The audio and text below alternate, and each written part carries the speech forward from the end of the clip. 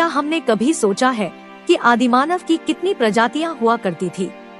और क्या हमने कभी यह भी सोचा है कि आखिर आदिमानव की इतनी प्रजाति विलुप्त क्यों हुई?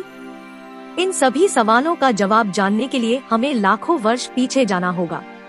आज से करीब 1 लाख साल पहले हमारे पूर्वजों को हर दिन जिंदा रहने के लिए अनेकों संघर्षों का सामना करना पड़ता था। उन्हें पेट भरने के लिए अपनी जिंदगी को खतरे में डालकर जंगली जानवरों से लड़कर उनका शिकार करना पड़ता था।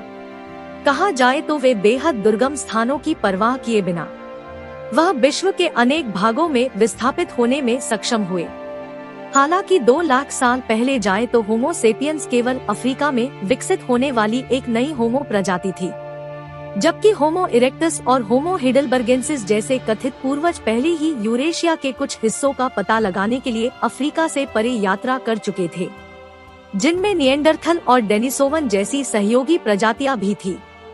दोस्तों, ह्यूमन एवोल्यूशन से जुड़ी सभी घटनाओं को जानने के लिए हमारे चैनल को लाइक, शेयर, सब्सक्राइब अवश्य करें। आपका एक लाइक हमारी टीम को मोटिवेट करता है, जिससे कि हम एक और नॉलेजेबल वीडियो आप तक पहुंचा सके। तो बिना किसी देरी की बढ़ते हैं आदिमानव की इतिहास की ओर। कैसे, कब और क्यों हमारी साथी होमो प्रजातियां और होमो सेपियंस हर जगह घूमना शुरू हो गए थे, इस पर गर्मागर्म बहस हो रही है। प्रारंभिक मानव प्रवास व शिकार के लिए समूह बनाकर घूमते थे, जहां कुछ समूहों के लिए जलवायु में बदलाव होने के कारण उन्हें नई भूमि की तलाश करने के लिए प्रेरित होना पड़ा। वहीं अन्य लोग बेहतर भोजन स्रोतों की तलाश के लिए भटकते रहे होंगे। कुछ प्रजाति शत्रुतापूर्ण या प्रतिस्पर्धी यानी पड़ोसियों से बचने के लिए, या बस जिज्ञासु जोखिम लेने वाले लोग जो परिस्थितियों व दृश्यों में बदलाव चाहते होंगे। वह सभी अफ्रीका के जंगलों से पलायन करने लगे।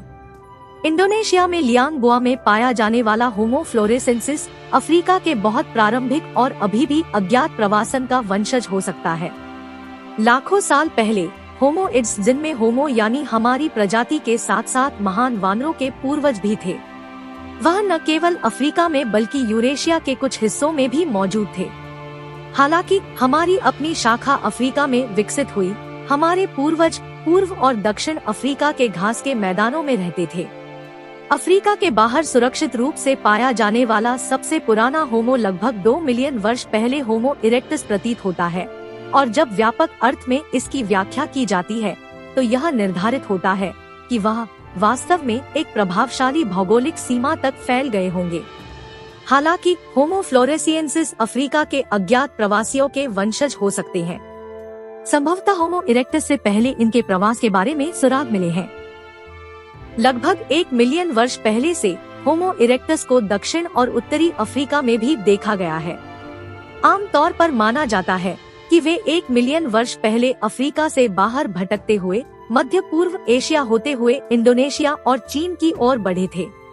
माना जाता है कि लगभग 7 लाख साल पहले होमो हेडलबर्गेंसिस अफ्रीका के भीतर होमो इरेक्टस से विकसित हुआ था। फिर उन्होंने पूर्वी, दक्षिण और उत्तरी अफ्रीका के क्षेत्रों को अपनाया।